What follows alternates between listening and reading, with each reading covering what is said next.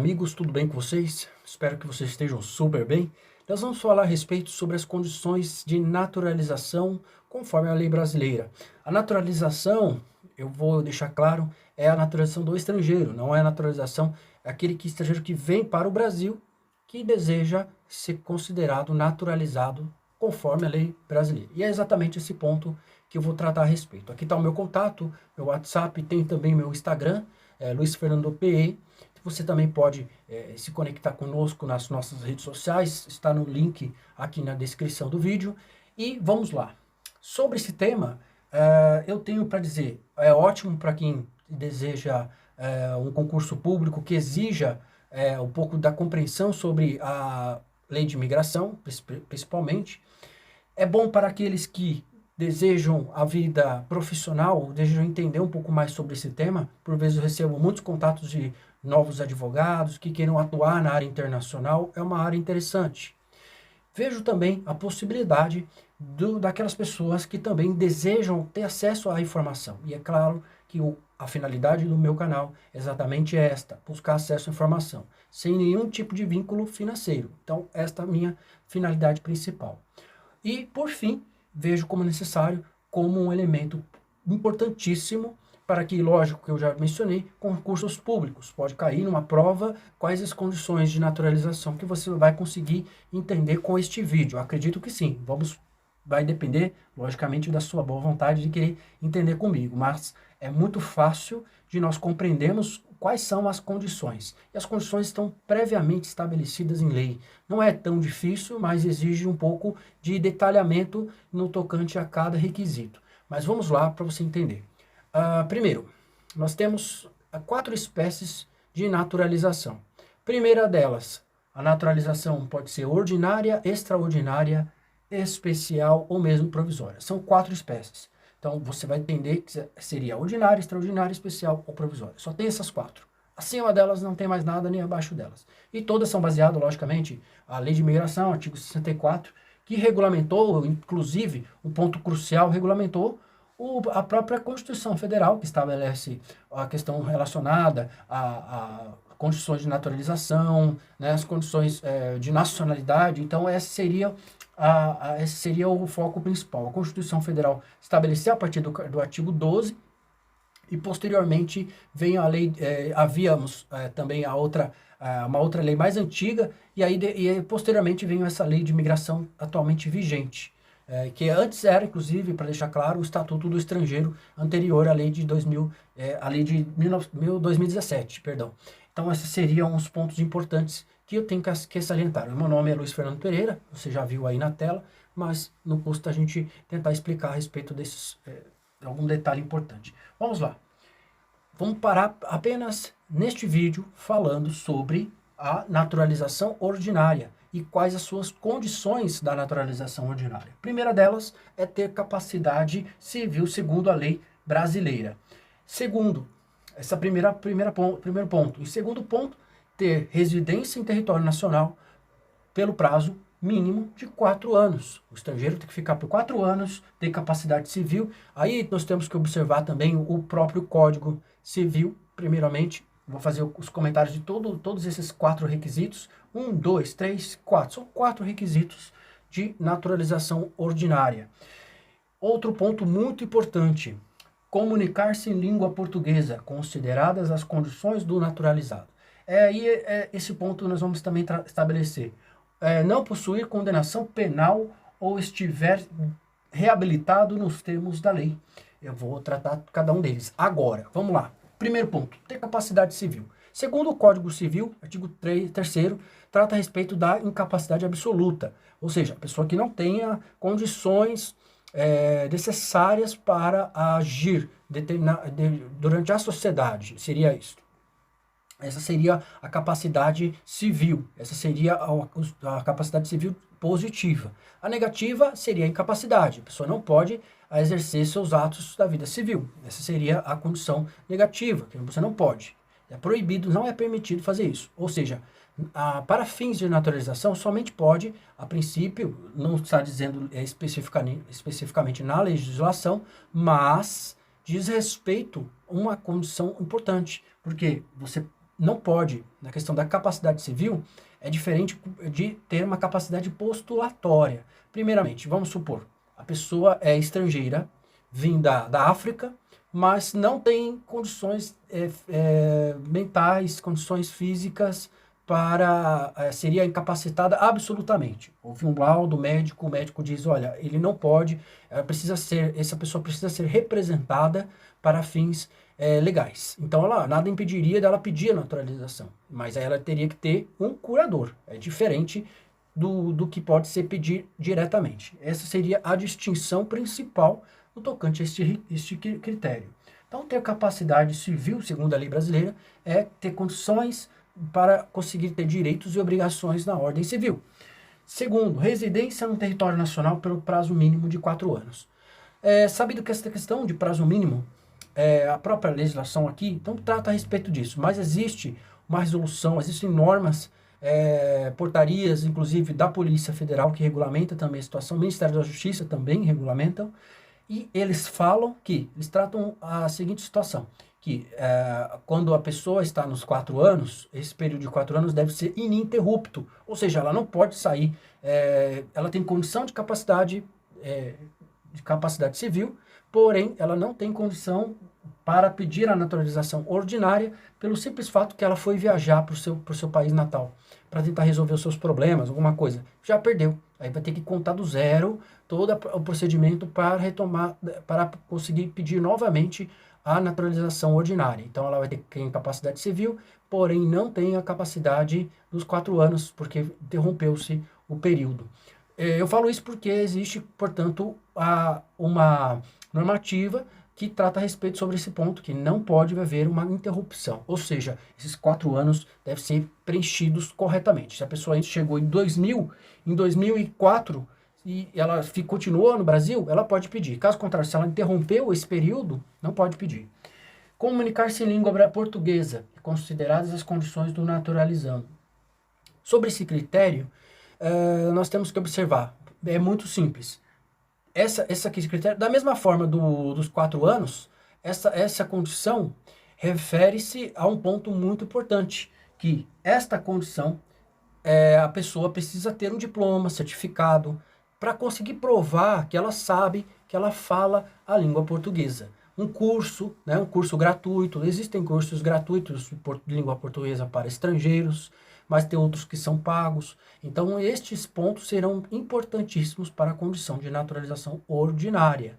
Então, se você que está assistindo é estrangeiro e deseja ter a naturalização ordinária, você deve cumprir estas condições.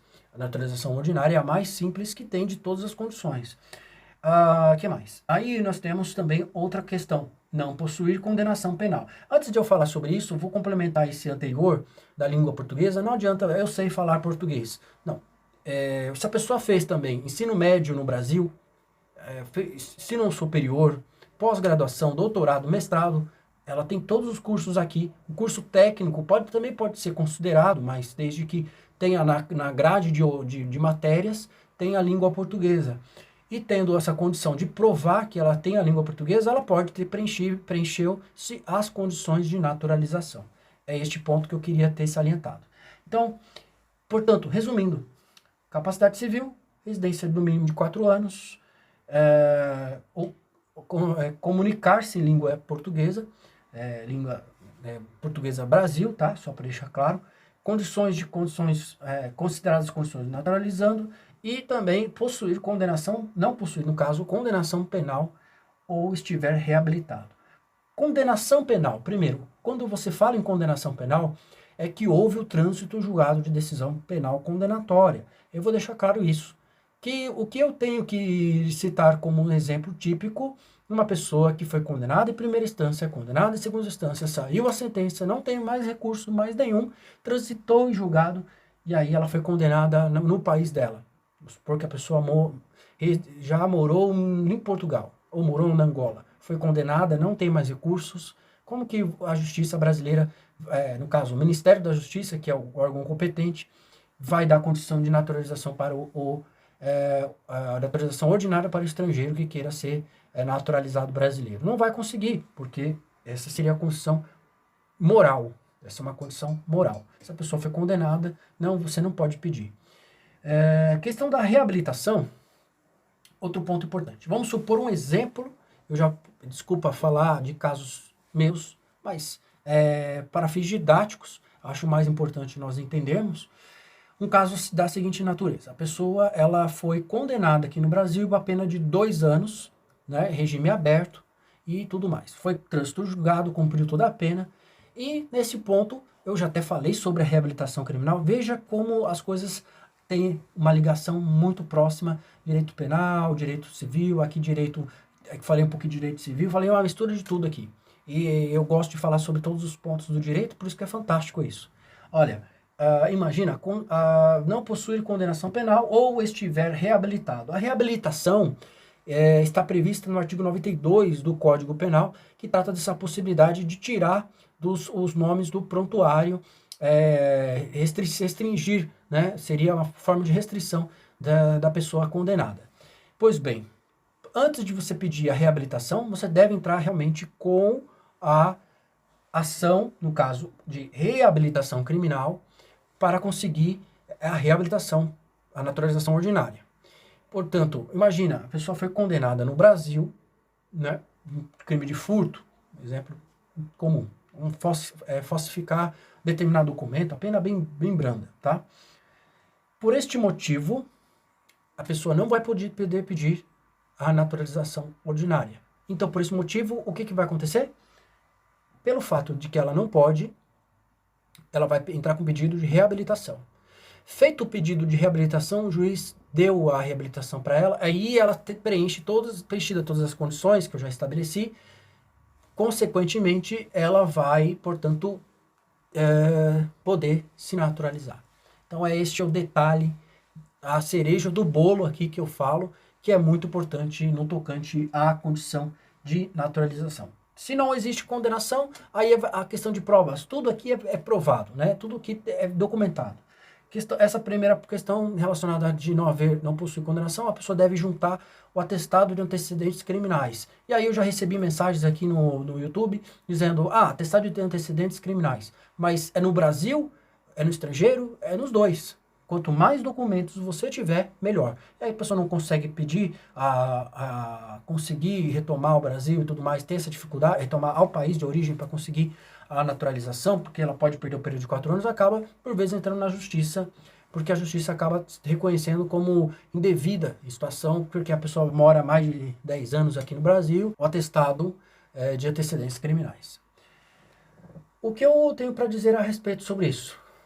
Sobre todas essas condições, 4 anos, comunitário de língua portuguesa, possuir condenação, não possuir, no caso, condenação penal, ou já estiver reabilitado nos termos da lei, temos ainda mais uma salvatória bem simples, essa daqui. Ela vai reduzir o prazo mínimo de 1 ano de residência e traça condições de naturalização ordinária, e essas condições elas deverão estar preenchidas com as outras condições que eu falei. Não só que reduz para 1 ano quem tiver um filho brasileiro. Tendo filho brasileiro registrado no Brasil ou no consulado, né? A pessoa está no exterior e na época teve filho no exterior, mas registrou no Brasil, que é filho ou filha de estrangeiro, poderá pedir a naturalização. Poderá o pai naturalizar-se, ou a mãe naturalizar-se. Ou também condições em que as pessoas... Eu não vi ninguém falar sobre isso. Eu vou falar exclusivo aqui. Situação específica em que o filho e a filha são pessoas em que o pai, na verdade, o pai ou a mãe não tem essa questão de ser questão sexual, por exemplo, né? Se ela é homossexual, bissexual, não importa. Isso aí não diz nada a respeito. É filho brasileiro, não está dizendo a condição do pai. Ou seja, não traz um elemento de discriminação, não. Um exemplo prático é o seguinte. Adotei um filho. A adoção, artigo 226, trata na Constituição Federal a respeito da questão dos direitos iguais entre o filho natural de sangue ou do filho adotivo.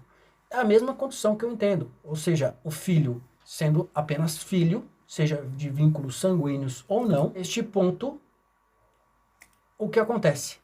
Haverá, portanto, a possibilidade de nós observarmos que, sendo filho, preenchido também os outros requisitos, apenas 1 ano estando no Brasil, pode-se pedir a naturalização.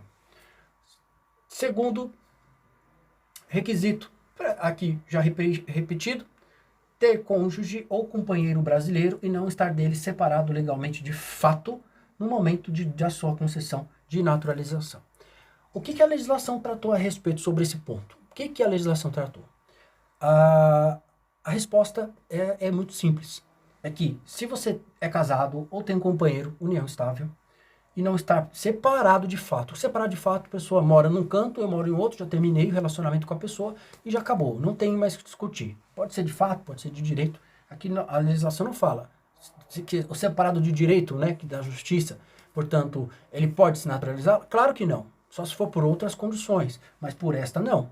Então, diminui o tempo de 1 ano, no caso de pessoa que que esteja casado ou tenha união estável. E também a questão de discriminação. Não diz respeito se é homem casado com homem, com mulher, ou seja quem for.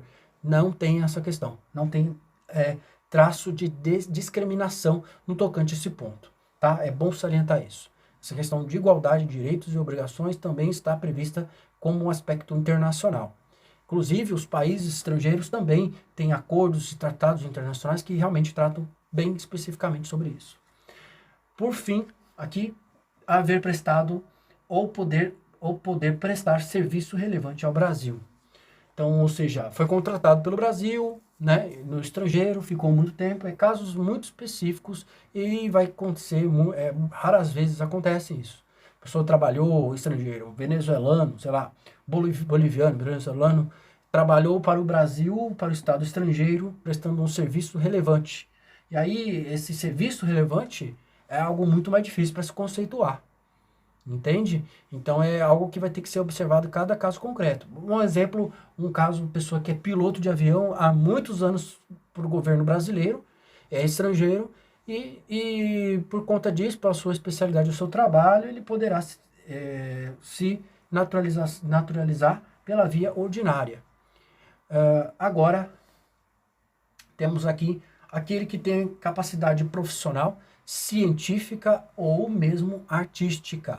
Um exemplo claro, coloquei jogador de futebol, um artista renomado, ou uma pessoa muito famosa que está há muito tempo no Brasil e queira se naturalizar. Eu já fiz casos de jogador de futebol, é muito bacana, porque jogador de futebol, a curiosidade é que existe a questão do número de estrangeiros no país, da mesma forma na Europa. Então, para a facilitação de que ele fique no país, que não queira mais retornar ao país, pode retornar depois, claro, mas durante esse período, sendo casado e também tendo, às vezes, casado com brasileira e ainda preenchido essa questão profissional, pode sim pedir a naturalização. Temos a questão científica também. Naturalizado, um cientista, um biólogo, uma pessoa muito conceituada na área, também pode pedir a naturalização estrangeira. Então seria esta questão. E também um artista renomado, um artista de televisão. Eu já vi, eu conheço 3 atores portugueses numa rede de televisão, que eles são atores renomados, conhecidos, né, pelo público. Fizeram novelas importantes e tudo mais. Eu não gosto de novelas, sinceramente. Mas vamos lá. Então é isso. A extraordinária, eu vou falar isso no meu próximo vídeo. E eu vou encerrar este vídeo agradecendo você que assistiu. Em breve nós vamos falar a respeito sobre naturalização extraordinária. Espero que vocês tenham gostado desse vídeo. Em breve vou trazer novidades a respeito do mundo jurídico, especialmente este tema aqui. Forte abraço.